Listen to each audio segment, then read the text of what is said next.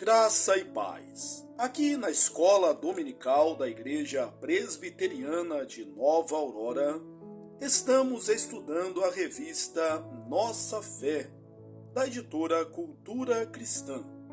Tema trimestral: Onde está Deus nessa hora? Nosso sofrimento e a providência divina. Lição 11. Sofrer é importante para missões. O preço do avanço missionário é imenso. Leitura bíblica, Mateus, capítulo 5, do versículo 1 ao 12. Vendo Jesus as multidões, subiu ao monte, e como se assentasse, aproximaram-se os seus discípulos. E ele passou a ensiná-los, dizendo: Bem-aventurados humildes de espírito, porque deles é o reino dos céus. Bem-aventurados que choram, porque serão consolados. Bem-aventurados mansos, porque herdarão a terra. Bem-aventurados que têm fome e sede de justiça, porque serão fartos. Bem-aventurados misericordiosos, porque alcançarão misericórdia. Bem-aventurados limpos de coração, porque verão a Deus. Bem-aventurados os pacificadores, porque serão chamados filhos de Deus. Bem-aventurados perseguidos por causa da justiça, porque deles é o reino dos céus. Bem-aventurados sois, quando por minha causa vos injuriarem e vos perseguirem, e mentindo, disserem todo mal contra vós. Regozijai-vos e exultai, porque é grande o vosso galardão nos céus, pois assim perseguiram os profetas que vieram antes de vós. Introdução. Ao longo da história do cristianismo, missões têm sido sinônimo de sofrimento. Histórias de diferentes campos missionários cobrem desde o afastamento familiar até o assassinato de missionários. A dor missionária, porém, não é uma imposição diabólica inevitável, mas instrumento divino para a sua glória. Jesus trouxe isso de uma forma desafiante, incluindo dentre as bem-aventuranças, isto é, alegrias do crente, a perseguição e a dor por causa do Evangelho. Acompanhando a lógica das bem-aventuranças, perceberemos que o que as torna alegrias, coisas desejáveis, ainda que sofridas, é a pessoa de Cristo. Por causa de Jesus, podemos entender a profundidade de nossa miséria espiritual e nos vermos pobres, humildes, diante de Deus. Choramos essa realidade, tanto pelo dano pessoal que ela relata, quanto pela ofensa ao Criador que ela representa. Lutamos com o nosso ser e o amansamos, buscando a justiça e não mais entender os impulsos pecaminosos que nos tornam miseráveis. Agimos com a misericórdia daquele que nos mostrou nossa miséria, mas que dá seu reino, nos consola no choro, nos traz a terra como ganho, farta-nos em sua justiça. Libertos da podridão em que nascemos, temos uma limpeza profunda e verdadeira, não externa e aparente, buscando não mais os prazeres da carne, rejeitando lutas por autossatisfação, queremos a paz de quem já não vive mais para si. Nessa lógica de vida, que nada compartilha com as lógicas carnais, somos perseguidos, pois revelamos a miséria de um mundo que não quer encarar sua miséria, perseguindo os que desejam justiça e dedicam a vida àquele que por nós morreu. Preferimos o galardão dos céus, os ganhos terrenos aqui ficam e aqui se corrompem. Porém, buscamos ver a Deus, santificados por sua justiça em Cristo. Nele, somos adotados, pois não fomos deixados em nossa miséria, mas desfrutamos de sua herança, seu reino. Por isso, sofrer por essa causa é motivo de honra, de alegria, pois seu ganho vai além das realizações pessoais e de tesouros temporais. A grande alegria e oportunidade que o sofrimento por Cristo traz é que os homens podem ver nossas boas obras e glorificar a Deus por causa delas.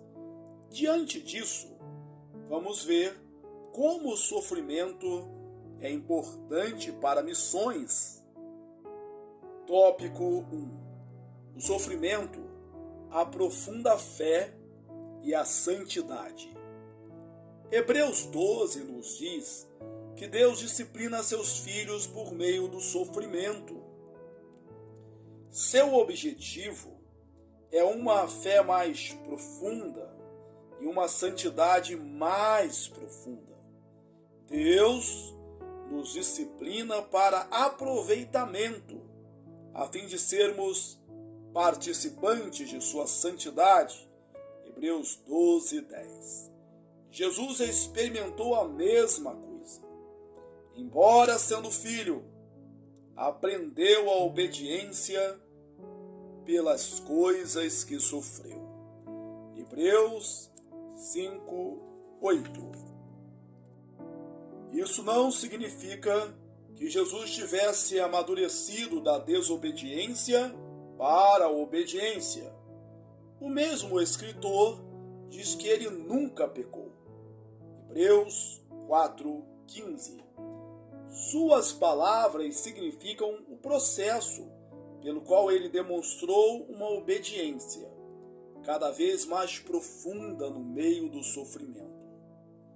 Para nós, não há apenas a necessidade de termos nossa obediência testada e sua profundidade comprovada, mas também purificada de todos os remanescentes de autossuficiência e envolvimentos com o mundo. Paulo não atribui seu sofrimento à mão de Satanás, mas diz que Deus o ordenou para o aumento de sua fé. Deus quebrou os suportes de vida no coração de Paulo, de modo que ele não tivesse outra escolha senão se apoiar em Deus e ter sua esperança na promessa da ressurreição. Este é o primeiro propósito do sofrimento, que tem um impacto missionário tremendo: emancipar-nos do mundo e firmar nossa esperança somente em Deus. Romanos 5, 3-4. Desde que a liberdade para amar flua desse tipo radical de esperança, Colossenses 1, 4-5, o sofrimento é um meio primário de edificar a compaixão na vida dos servos de Deus. Tópico 2. Sofrimento faz seu cálice transbordar. Ao suportar o sofrimento com paciência, a recompensa da nossa experiência da glória de Deus dos céus aumenta. Isso é parte do que Paulo quer dizer em 2 Coríntios 4, 17 a 18. O sofrimento de Paulo está preparando, ou efetuando, ou produzindo um peso de glória além de toda comparação. Precisamos levar a sério as palavras de Paulo aqui.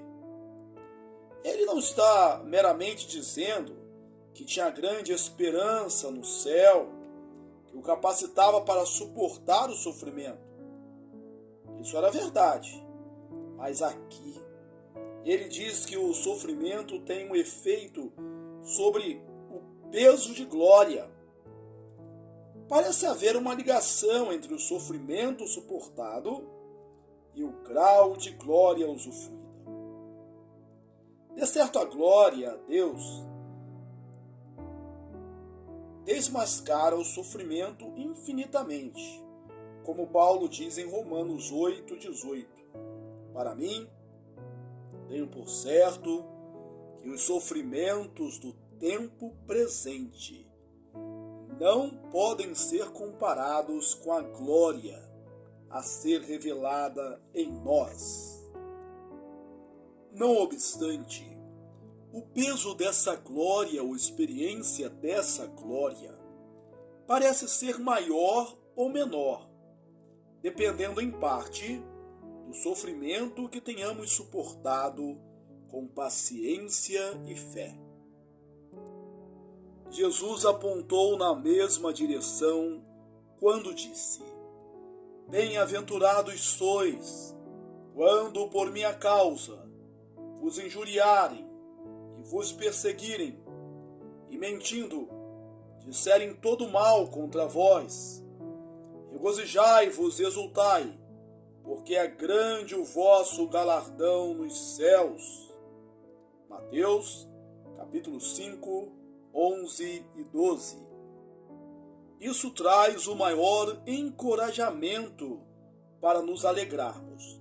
Se Jesus quis dizer que quanto mais suportarmos sofrimento na fé, tanto maior será o nosso galardão.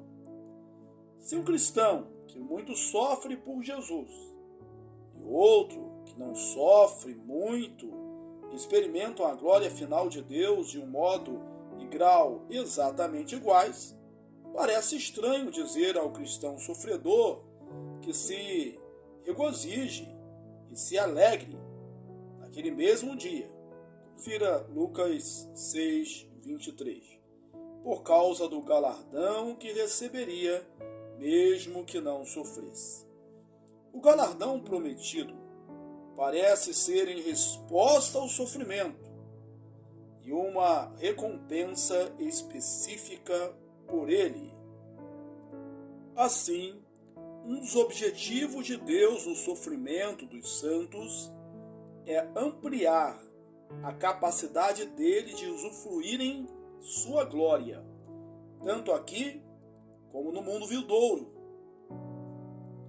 Quando o seu cálice for pego como se fosse o lixo do mundo, 1 Coríntios 4:13, e atirado no oceano da felicidade celestial, ele conterá mais felicidade por ter estado há tanto tempo desligado do mundo e feito para viver somente para Deus.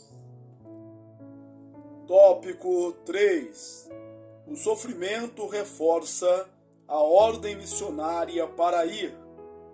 O sofrimento da igreja é usado por Deus para recolocar o batalhão missionário em lugares para onde ele poderia, de outro modo, não ter ido. Isso é claramente o efeito do que Lucas quer nos mostrar no relato do martírio de Estevão e da perseguição que veio a seguir. Deus empurra a igreja para o serviço missionário pelo sofrimento que ela suporta. Portanto, não devemos julgar apressadamente, pois há aparentes recuos e derrotas táticas da igreja.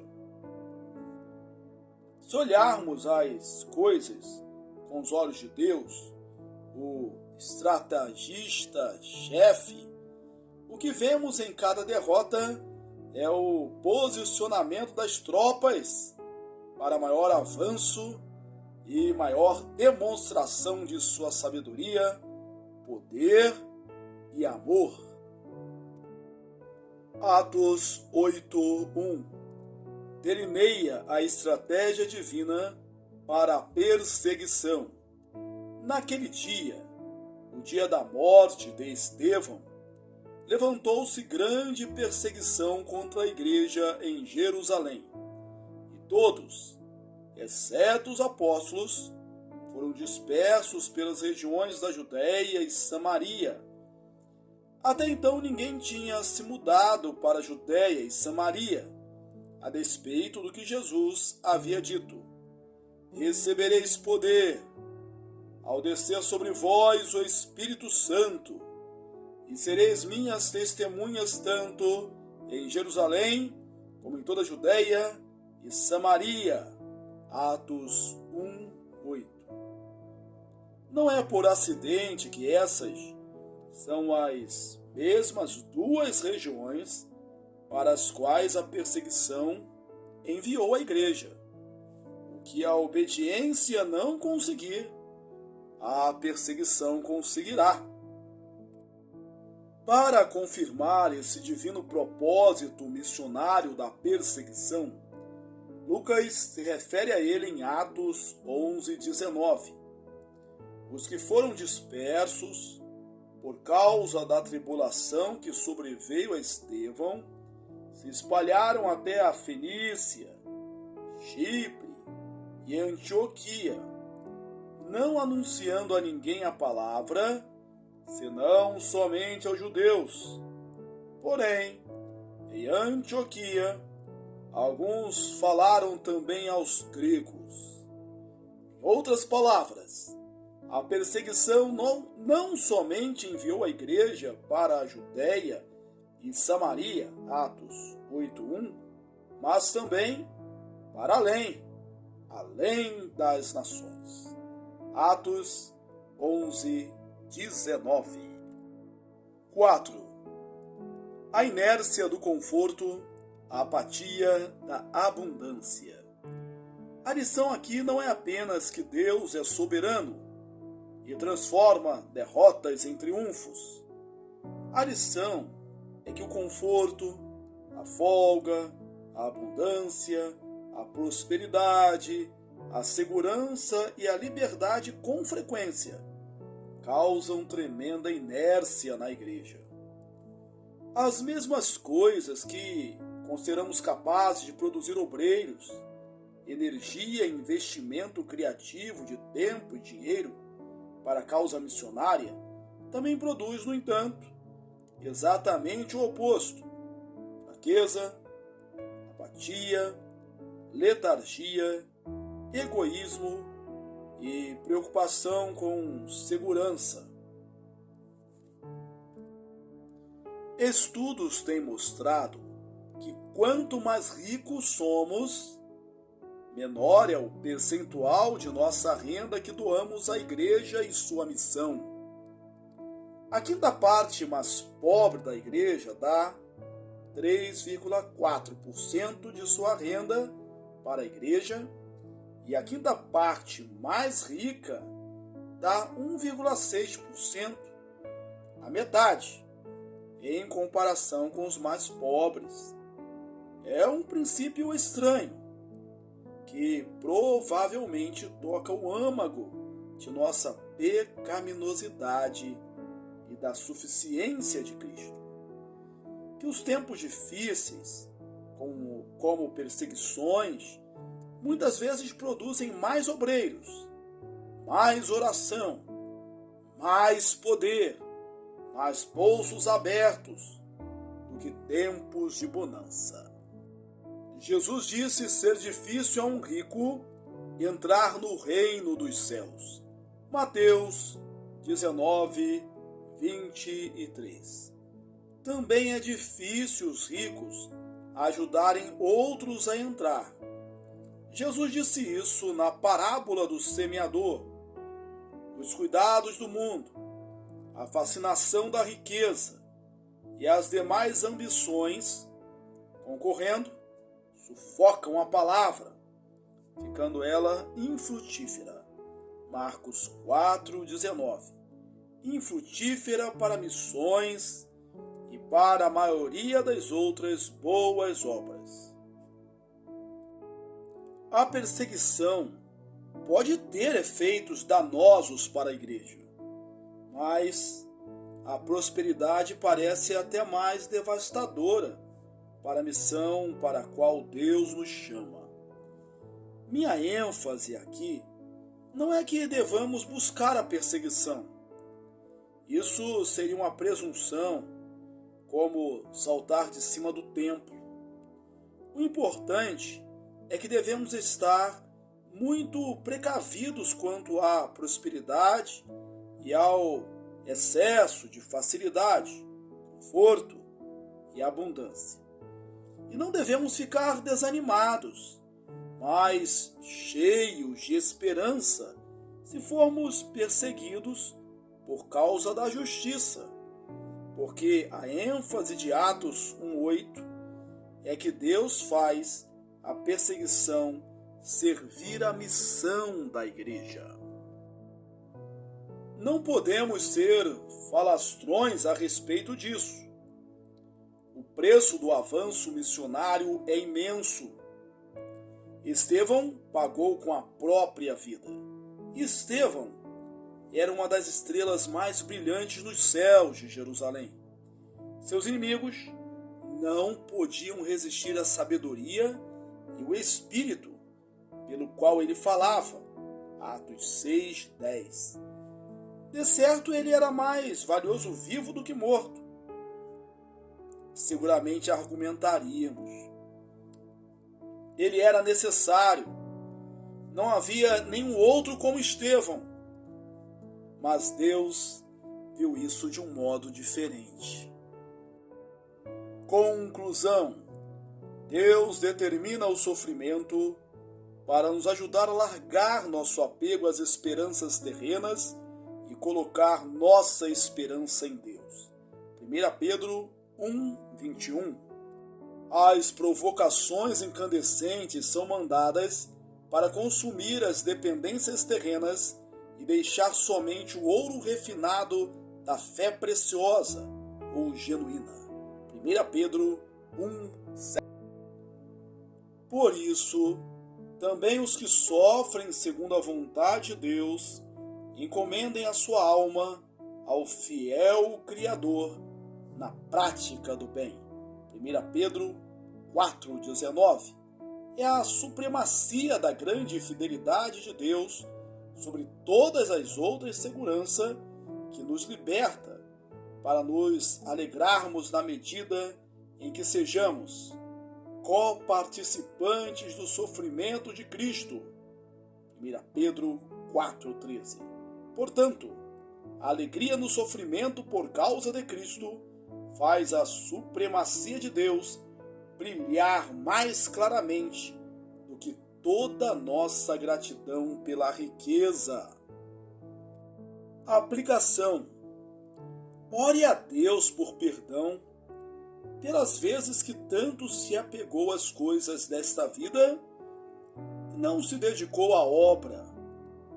Procure ver obras e ações a que você pode se dedicar no evangelismo e na propagação da palavra de Deus.